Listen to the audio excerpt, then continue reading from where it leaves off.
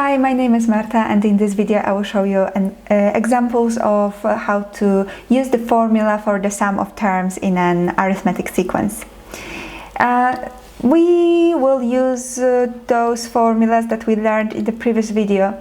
The first one was that to find the sum of n terms in an arithmetic sequence, I have to add the first one and the last one, multiply it by n, so the number of terms, and divide by 2. The second version of the sum of n terms in an arithmetic sequence is to write un as a general term. We remember that un in an arithmetic sequence is u1 plus n minus 1d, where d is the common difference, n is the number of terms, and u1 is the first term.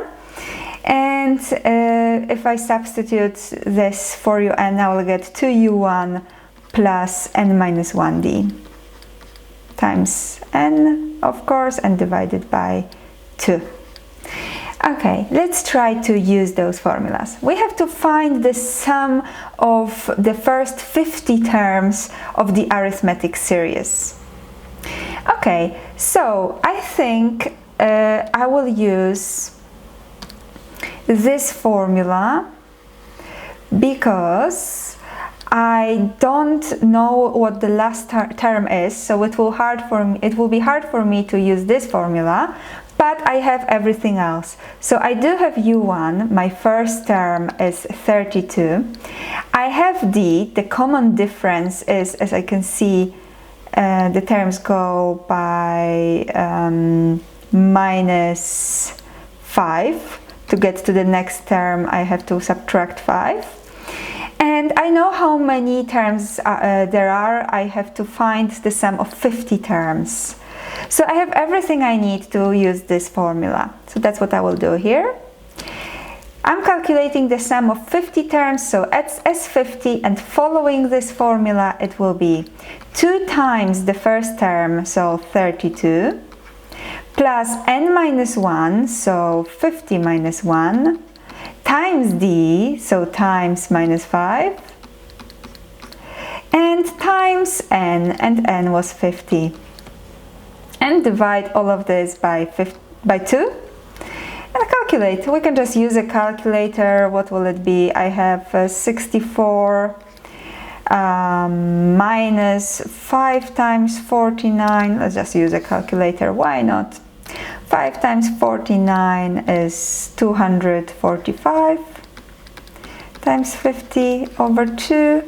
So basically I have 64 minus 245 times 50 and divide all of that by 2, and that is minus 4,525, minus 4525.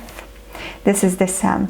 The sum is negative, and that shouldn't surprise us because the sequence is decreasing. So the next term would be 7, the next term would be 2, and the next minus 3, minus 8, and so on. A lot of these terms are actually negative, so if I add them up, I will have a negative result. Okay, so this is how you use the formula. Let's try another example. I will copy these formulas one more time. Right, so we use either that it is the first one plus the last one times the number of terms over 2, or that it is 2u1 plus n minus 1d times n over 2. Whichever is more convenient. In this case, I have to find the sum of 1 plus 5 plus 9 plus and so on till 41. So this time, I think I will use this formula because I do have the first and the last term, 1 and 41. The first one is u1 and the last one is 41. The problem is still that I do not know how many terms I want to add. I don't know the n. I don't know which term is the last term, and I have to know it regardless of which formula I want to use, because n appears in the formula anyways. So what I'm going to do here is I'm going to use the formula for the arithmetic sequence. un, we remember, is u1 plus n minus 1d. And since I know the last term, I will find out using this formula which term it is. I can easily use this formula because I also can see what d is, what the common difference is.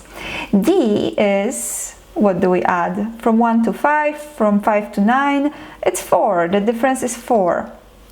Okay, so I substitute here my difference, my common difference, that is 4, my first term, which is 1, and the term I want to find out about, so 41 here. And what will we get?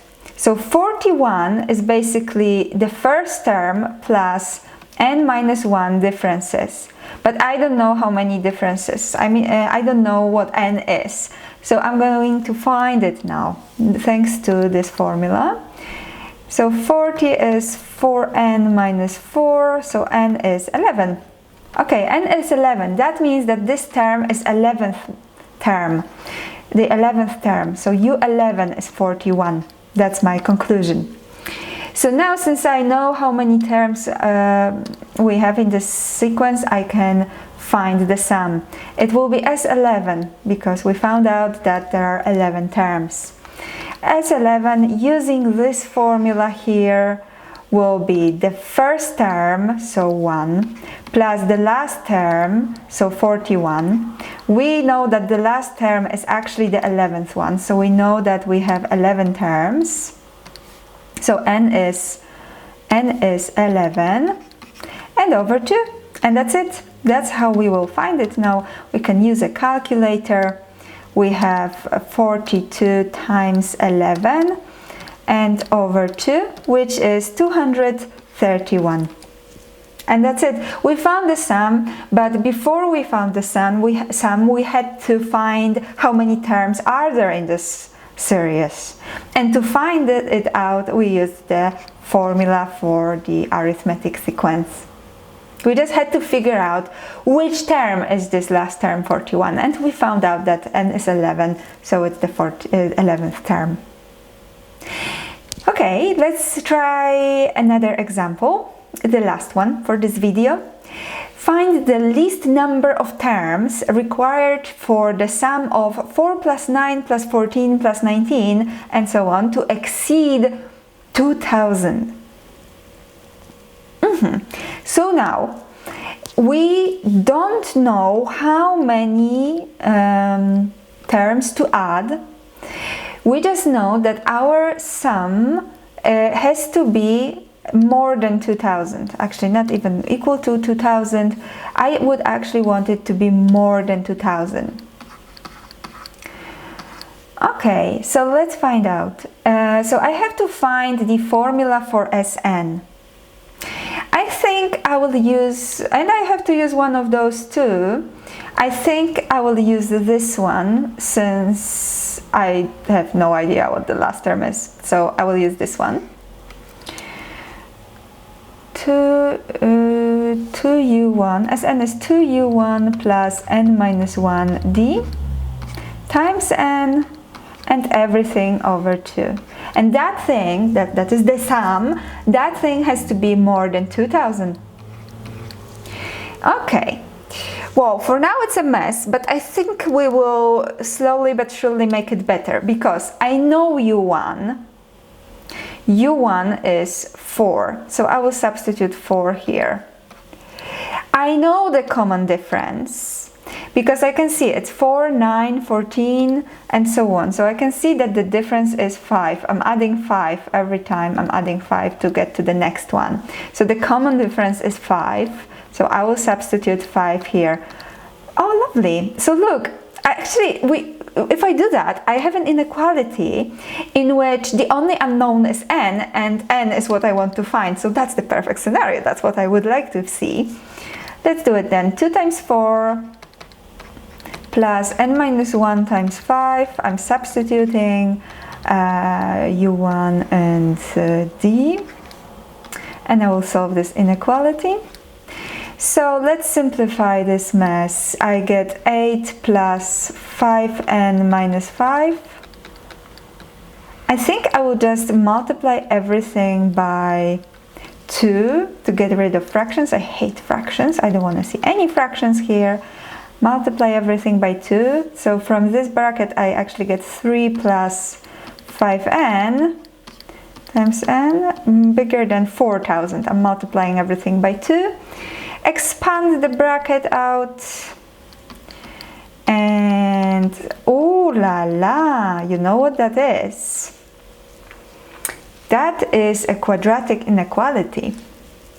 Fortunately, since we're doing sequences and series, that means that we learned about quadratic inequalities before. So let's just solve this inequality. 5n squared plus 3n minus 4,000. Or you know what?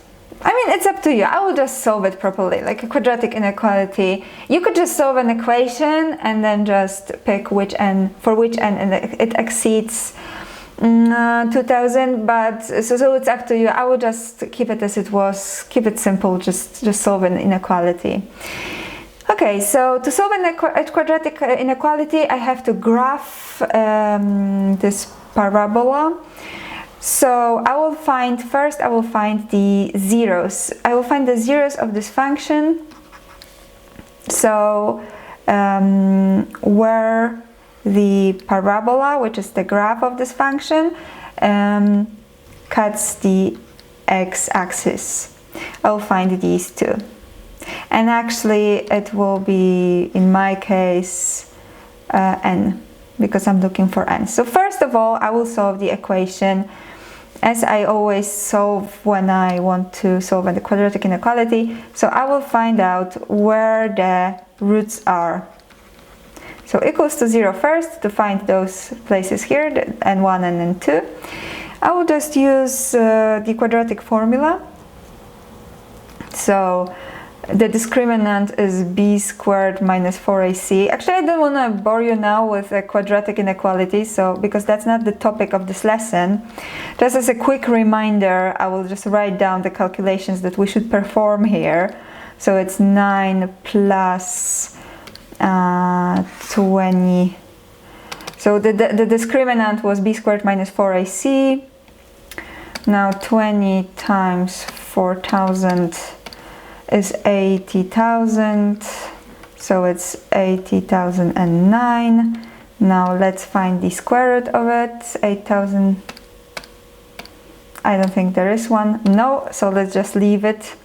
And the roots are minus b minus root of delta over 2a and minus b plus root of delta over 2a. So the first one will be minus b, so minus 3 minus root of 80,009 over 2 times 5. And the second one will be minus 3 plus root of 80,009 over 2 times 5. Okay, let's scroll this to have more space to solve it. And now I will just, you can just use a calculator to evaluate how much these are. Let's just call this one n1 and this one n2. Let's find out how much it is approximately. 80,009, root of that with a negative sign, minus 3, and divide by 10. That's approximately minus 2859, minus 2859. And the other one is 80,009, root of that, and minus 3 divided by 10. That's approximately 27.99. 27.99. So if I sketch it now, let's sketch it. I can mark it on the number line. So I have two roots, minus 28.59 approximately and 27.99. So basically, for n equal to 27.99 approximately, I already know that the sum would be 2000, but I want the sum to exceed 2000. So actually the solution, when is it if greater than 0, is here and here. But please keep in mind that your n has to be a natural number because it's the number of the term. So it cannot be 27.99. The first term, the first n for which the sum exceeds 2000 is actually the next one, the natural number which is after this one, and it is 28. You always take the term which is after this number. So the sum of 28 terms will be more than 2000. I guess what I'm saying here is that the sum of 27 terms wouldn't be more than 2000. It would be a little bit below. It would be below, but the sum of 28 terms is more than 2000. The sum of 27.99 terms would be exactly 2000, but we can have 27.99 terms and has to be a natural number. So you always round up in these exercises. Whew, that took a while because we had a special case here, a very, very special case in which we had to solve a quadratic inequality to find out what the solution is. But we managed. This is also something that we can do. Lovely, that would be the last example. See you in the next video.